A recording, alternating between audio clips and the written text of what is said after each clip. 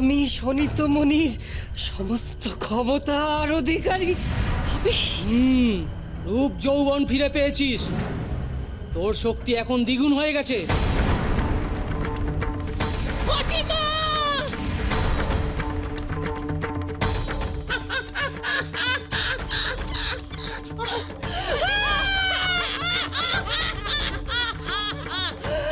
আমার শক্তি দ্বিগুণ।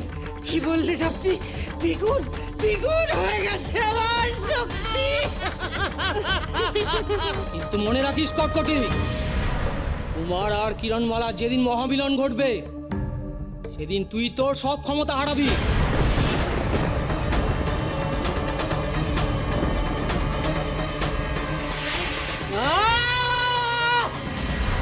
কুমার আর কিরণমালার মহামিলন কোনোদিনও হবে না।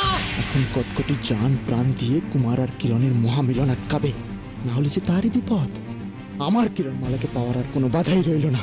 দেখি কুমার বরফ হয়ে থাকুক, আর কিরণমালা আমার রানী হয়ে আমার কাছে আসতে বাধ্য হবে। লঙ্কার, বিটকেল, মা, যাও তোমরা সবাই এখনই অমৃতনগরী যাও। ওখানে গিয়ে মহারাজ বিক্রম সিংহ আর মহারানী আম্রপালিকে বন্দি করে বরফের গুহায় নিয়ে যাও। ওদের চোখের সামনে তিলে তিলে শেষ করে ফেলো ওদের প্রাণের পুত্র কুমারকে।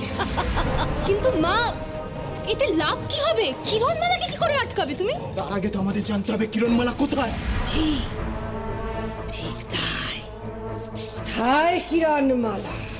শয়তান আয় না, দেখা আমাকে কোথায় কিরণমালা। একটা কথা মনে রেখো কিরণমালা, এই আগডুম আর বাগডুম আগুন পাখির রাজ্যের সীমান্ত পর্যন্তই যেতে পারবে। ওদের এর বেশি যাবার কোনো ক্ষমতা নেই। তোমাকে আমরা এইটুকু সাহায্যই করতে পারি। কিরণমালা, ওই আগুন পাখির রাজ্যের প্রবেশ পথ ভয়ঙ্কর দুর্গম, বিপদ সংকুল। ওই পথ তোমাকে একাই পেরোতে হবে।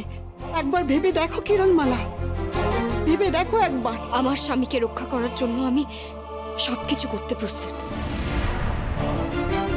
তুমি নির্ভীক কিরণমালা, তুমি বীর। সত্যি সত্যি তোমার সাহস দেখে আমি মুগ্ধ। আমি একজন সাধারণ মেয়ে মহারানী। স্বামী আর পরিবারকে রক্ষা করা আমার কর্তব্য। মহারানী, আমার হাতে যে একদম সময় নেই।